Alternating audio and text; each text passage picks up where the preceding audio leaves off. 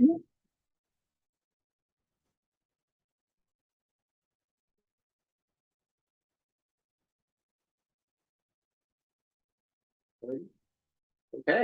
hi everybody. Welcome to the January 2026 cycle executive committee meeting of Community Board 5. I'll be sharing tonight. I have no announcement except to say Happy New Year. So we can go right into committee reports. Let's start with, I think we'll have one voting item. Sorry, I think we'll have one voting item today. So let's start with That's me. So we only had one application, 245 Fifth Avenue, which is on the corner of 28th Street, which is obviously in Madison Square North Historic District. There's a new restaurant going in there. So it's a renovation of the storefront. It's going to be a new Greek restaurant called Pixida, and the group who did Abra, if anyone knows them. But they're doing a new storefront, new door, new signage. It's all very tame, to be honest. Cafe Carmelini is right across the street. It's going to look substantially the same in substance and style. A little bit more modern than we typically would like in the Landmark Committee, but they are incorporating a lot of brushed metal finishes, give it a little bit of an old style flair. So this is an easy one. There were no major controversies at all. And committee that was there, I believe we had 8 voted unanimously in favor of it. great. Any question? Any comment? Okay, let's keep moving. So let's go now. Let's go to land use.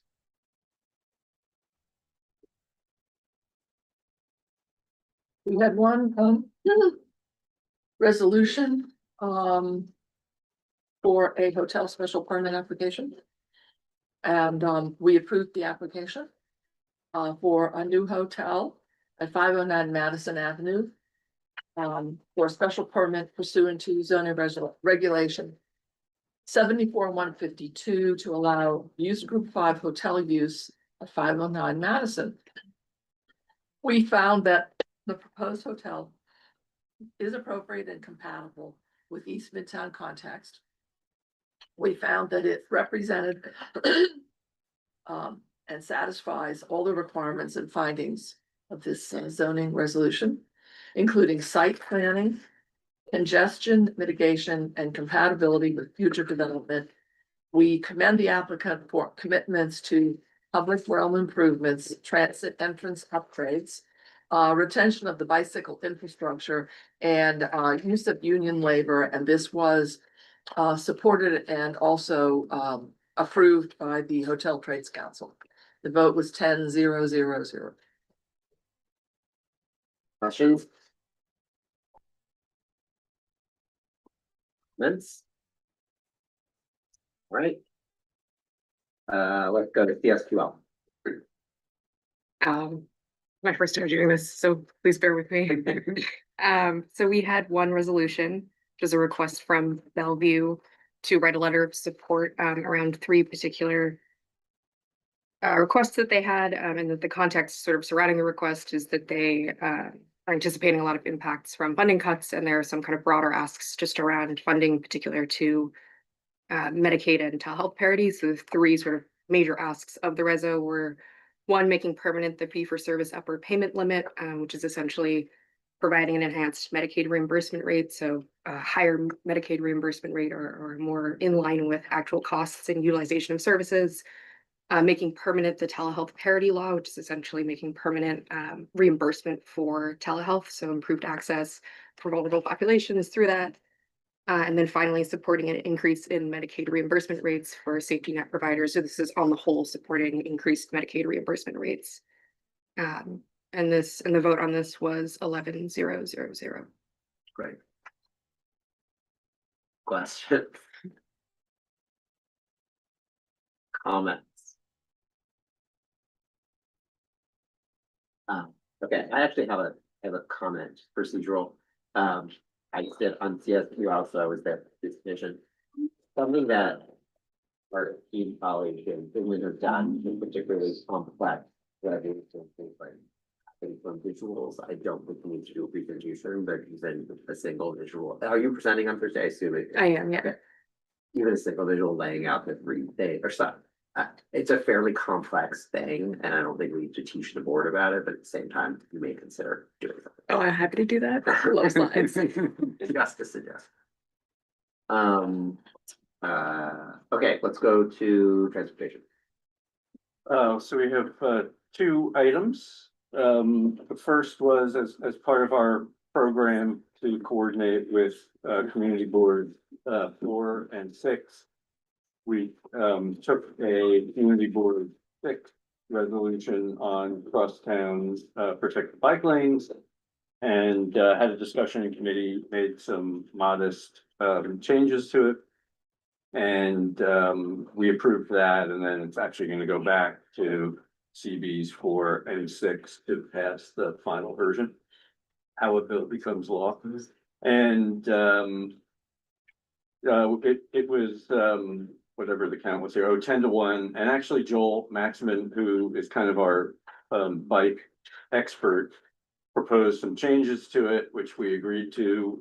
Joel agreed to draft it, and then Joel voted no. So, but anyway. So it's, and then the second one, which Samir worked on was, yep, Questions yep. on that? Okay, Okay, actually, you know what, while we're on that, I'll just, so people know. So the things that we've agreed to coordinate with them on are this, the other community boards are this crosstown bike lane. We're doing work on micro hub, which I think we're gonna hear at our next transportation committee meeting, and so we're taking the lead on that issue. CB4 drafted a support letter for the 34th and 42nd Street busways, which we had previously supported, so that letter went out. We had requested data from DOT on the Waymo experiment, and so we agreed that if we ever get anything back from DOT, that we will take the lead on that. The other issues that were raised were police parking issues, which nobody agreed to take the lead on. And there's also a discussion of a moratorium for bus stops in the area of the Port Authority bus terminal construction. Which, you know, we're not totally affected by it, but CB4 said they would take the lead, and we'll take a look at what they come up with. And then the one we're about to talk about, open dining, pedestrian clear path. You know, as part of this push to reopen open dining, so, you know, during COVID, it was one emergency program. And then a new program was passed in the Adams administration that really narrowed it way down. And then in the most recent city council session, there were a number of intros that would widen it back out again. And one of the proposals is this intro 1444, which would take this concept of a clear path, a minimum width of a sidewalk, which as part of the COVID program, the city was, DOT went and did a survey of all of the pedestrian traffic on all of the streets in the city and classified them as basically 8-foot, 10-foot, or 12-foot worth of traffic, pedestrian traffic. And this 1444 would eliminate that and just make everything an 8-foot minimum so that there could be more sidewalk cafes. CB5 is kind of uniquely situated in that the vast majority of our sidewalks are classified as either 10 or 12 feet. So we, more so, I think, than any other community board, would be very negatively impacted by this. And so the committee voted unanimously to support a no vote on 1444 because of the disproportionate impact on our sidewalk. And this is another one that we're sharing with CB4 and CB6, although I don't know what the statistics are for them, but if it's anything like ours, then the outcome would probably be the same. Yeah, So that's where that is. And I don't know where 1444 is now. It didn't pass, did it, before the end of the year? No. Right, so it'll have to be reintroduced. Question. So the other, let me, Okay. so the other piece of this is, like, we took this on as transportation because it's a sidewalk width issue. But the other piece of this is that, there's a intro 1421 that deals with seasonality. So under the original program, you could build something and keep it up forever. DOT particularly found that interrupted plowing and, you know, street cleaning and all sorts of other problems. And so they said it's 9 months and then you have to take the thing down. Most restaurant operators said that makes the program really impossible for them. And so intro 1421 says we're gonna go back to 12 months. We did not take a position on that. And there's been some back and forth with SLAP about their, you know, taking the review over. But it's the same thing. 1421 didn't pass, so it'll have to be reintroduced. But we split the issue between the sidewalk and essentially the street, which is the seasonality issue.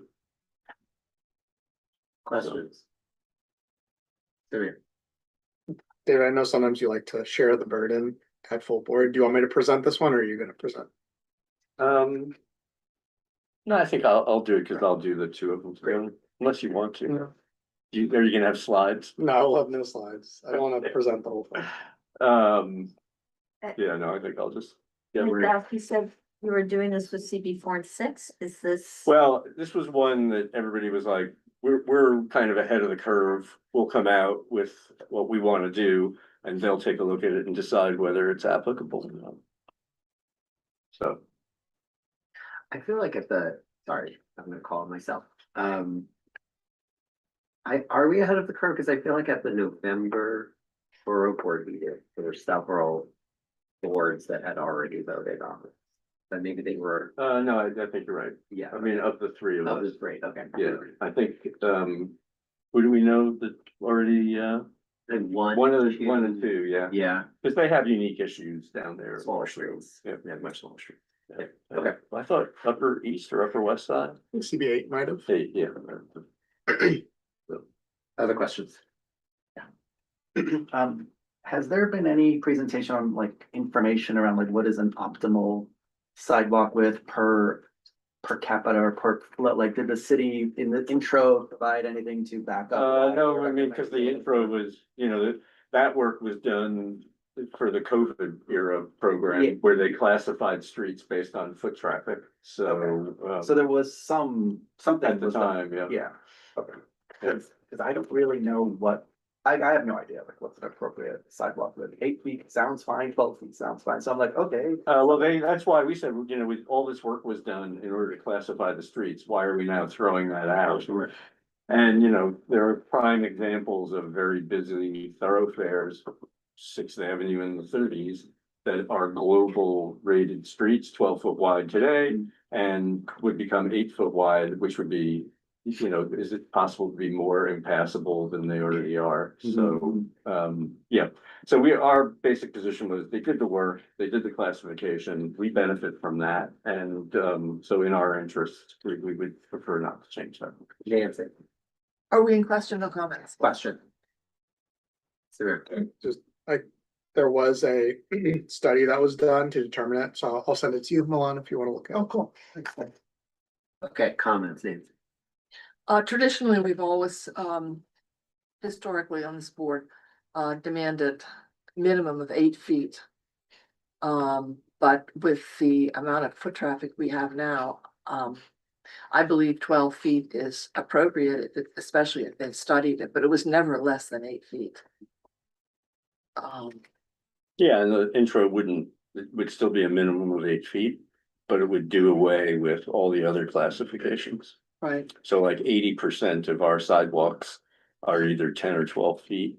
And so all of those would go away, they'd all be 8 feet. that would not be good, right? We didn't. If you were in Midtown Manhattan during the holiday season, with the illegal vendors everywhere, you were down to 4 feet. It was dangerous. People were walking in the street because the illegal vendors were taking up most of the sidewalk. And in bike lane. And the bike lanes, people walking in the bike lanes as well, so we have a real problem there. Comment on 1421, if that, when that comes up again. We have two volunteers from SLAP who are interested in working on that with you. And I know Samir is on This would SLAP. be your thing. Yeah. We'll get involved. I will say though that something we don't have to talk about at this meeting, but transportation is very active in working with neighboring boards in ways that other committees are not. And some of that knowledge may be helpful, because I don't know if SLAP also might want to work with 4 and 6. And I don't know if you're having regular meetings with the other transportation or like how you do it, but some of that shared wisdom might be nice to share with other chair. Sure. You mean like right now? No. Other comments? Okay, great. Let's go to, we did landmarks. Is that all for resolutions?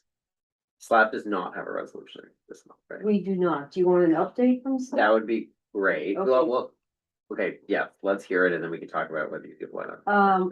Okay, well, in the context of our committee reviewing an all-night permit for New Year's Eve.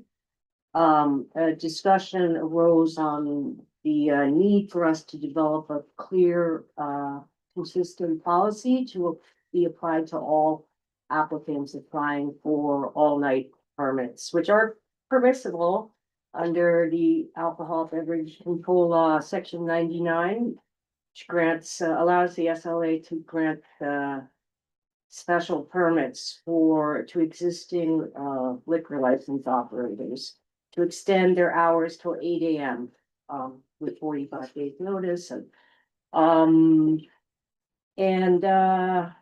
We, in the context of our reviewing an applicant in our RLA who had requested an all-night permit, we realized that we needed to consider this more carefully going forward, so we have a policy in place.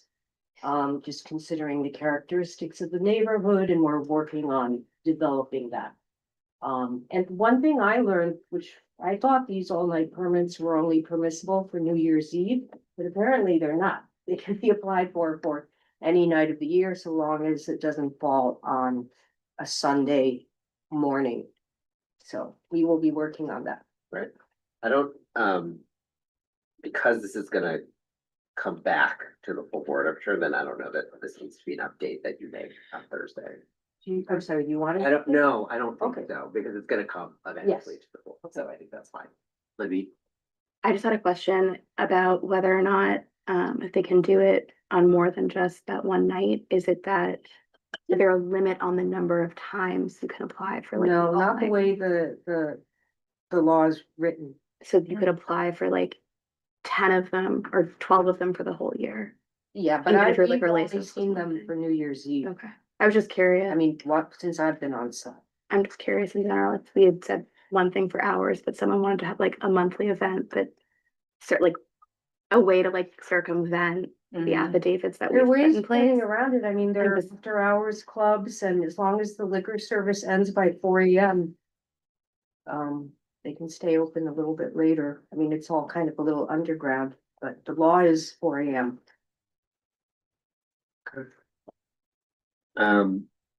Okay, Libby? Do you have- Oh, no, that was it. No, I'm saying, do you have it, just, Oh, an update for me, okay. Yeah, so we didn't have any voting items. We did, we had a bunch of presentations that were really all like Q and A.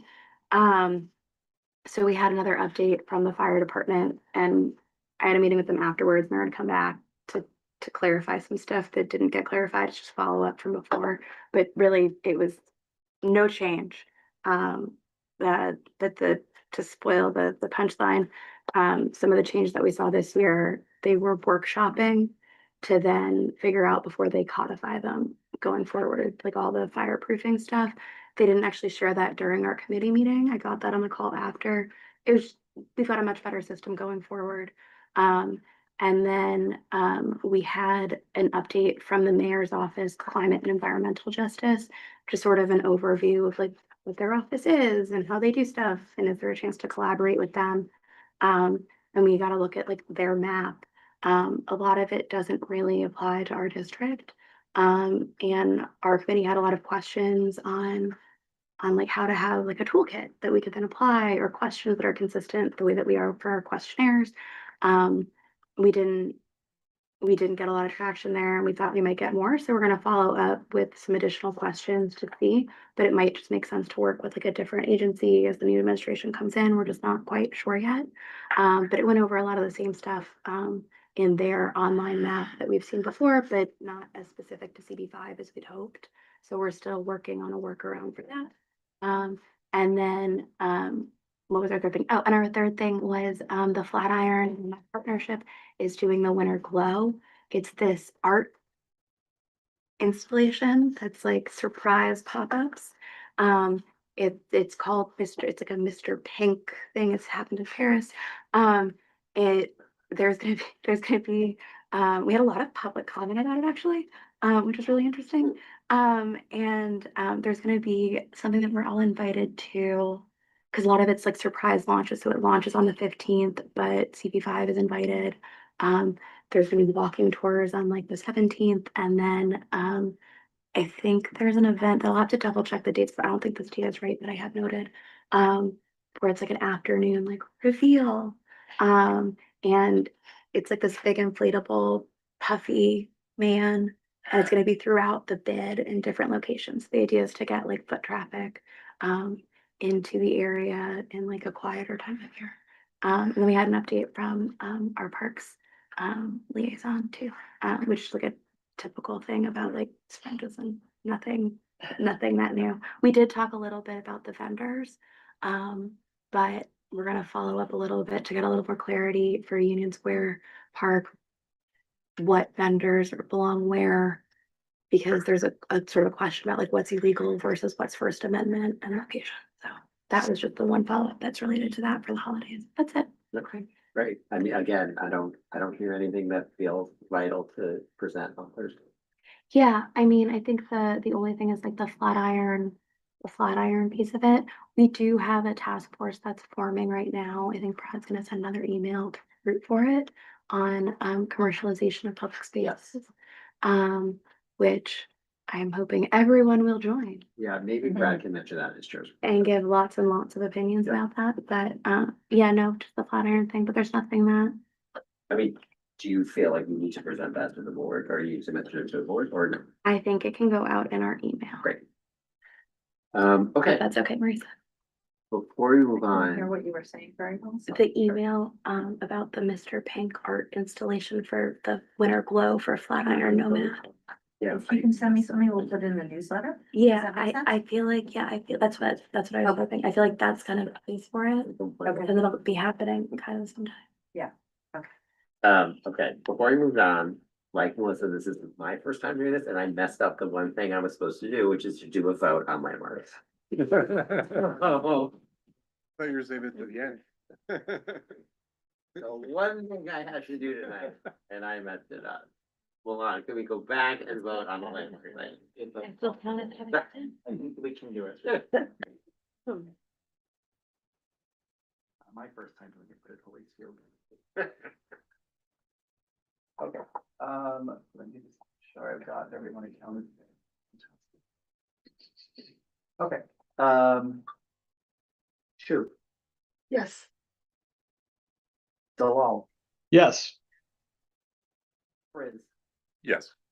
Dasha, Yes. Hutton. Yeah. Lavingia, Yes. McCall, Yes. Miatovich is yes. Nodi Victor, Yes, Patel, Yes. Sigmund, Yes. Stewart, Yes. Rhonda, Yes. Zoo. I was absent, but I would like to vote yes. Oh, you're being really on this. I had you mark this. I think you're on the marks. Yeah, I was out. So I think that's, I feel like we can. I think that's fine. Yeah.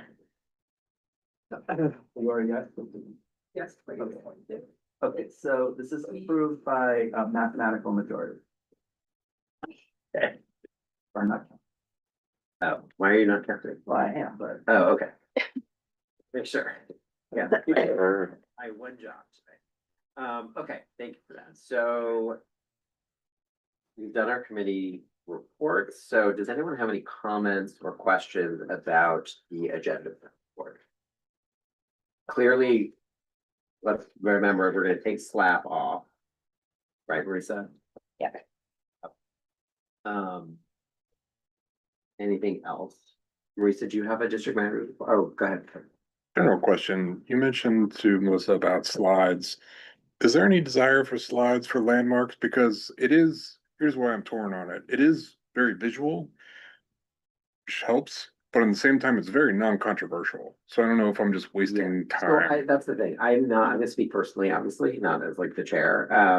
Personally, I think I'm not looking to make our meetings longer. And I do think people need to do their homework. I think there's a level of complexity for some of the things that we've done, and I personally found like things that David said helpful, especially for members of the board, who had not had time to invest in doing their homework. So I think it's up to the chair's discretion.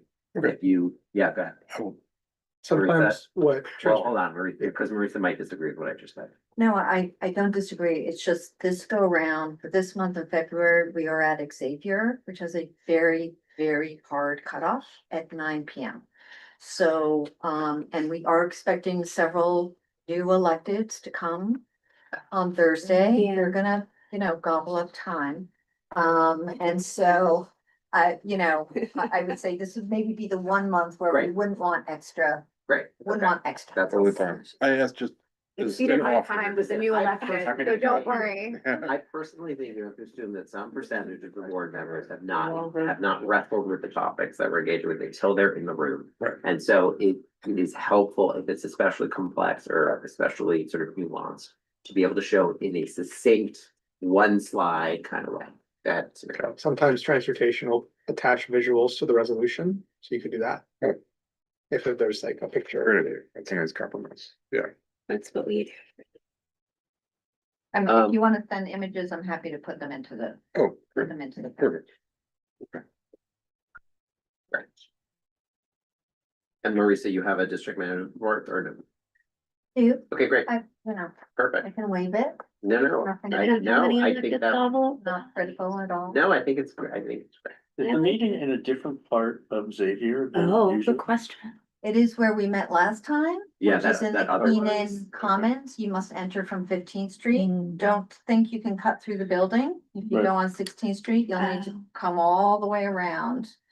And that was an issue last go round.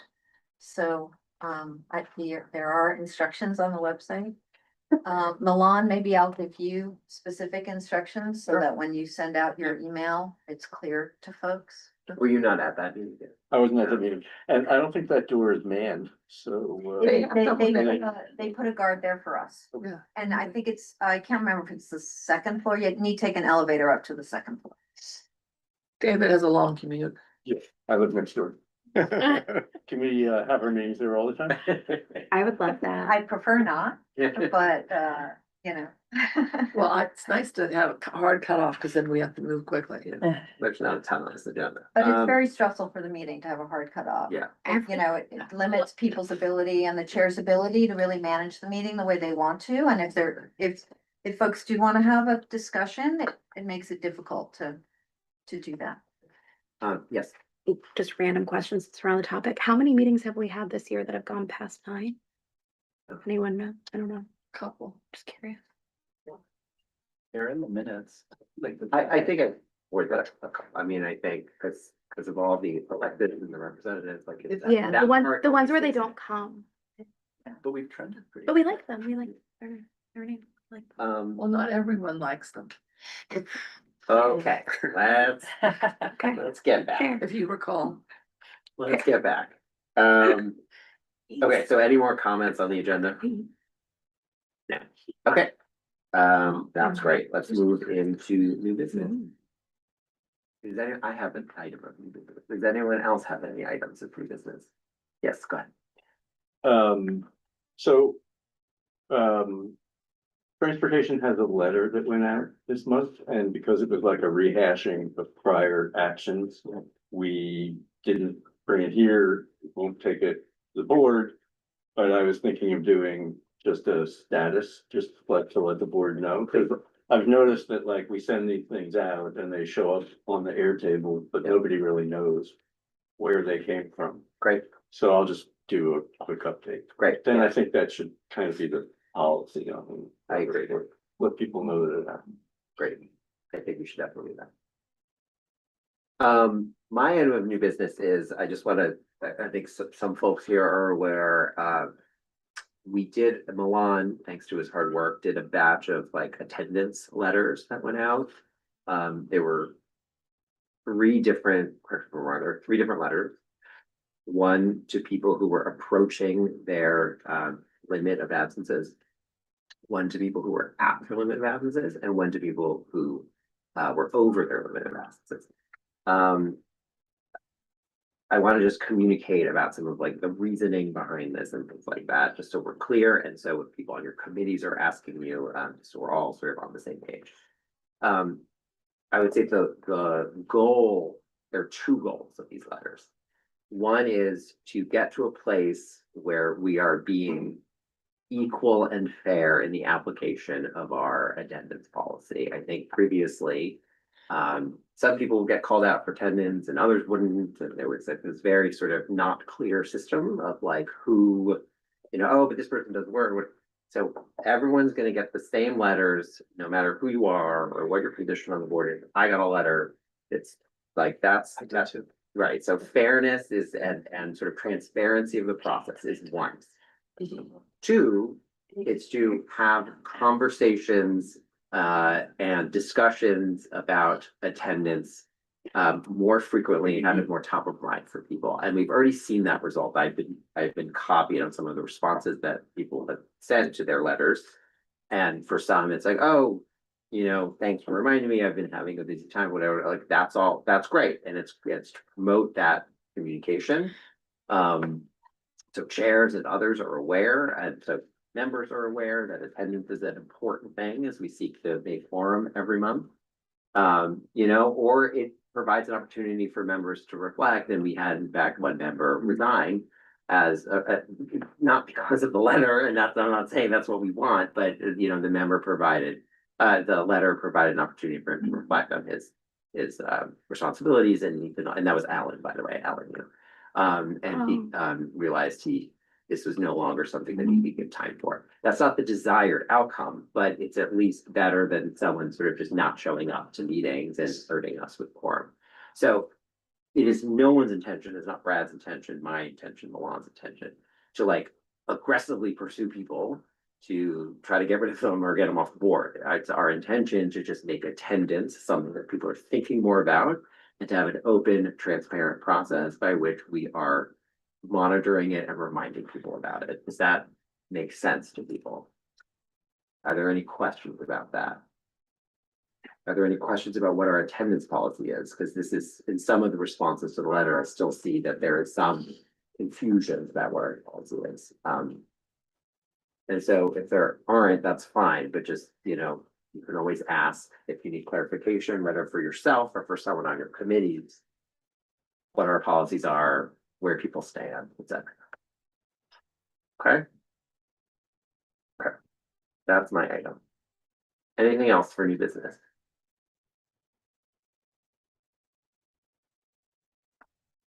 Okay, I think we're adjourned. Thanks, everybody.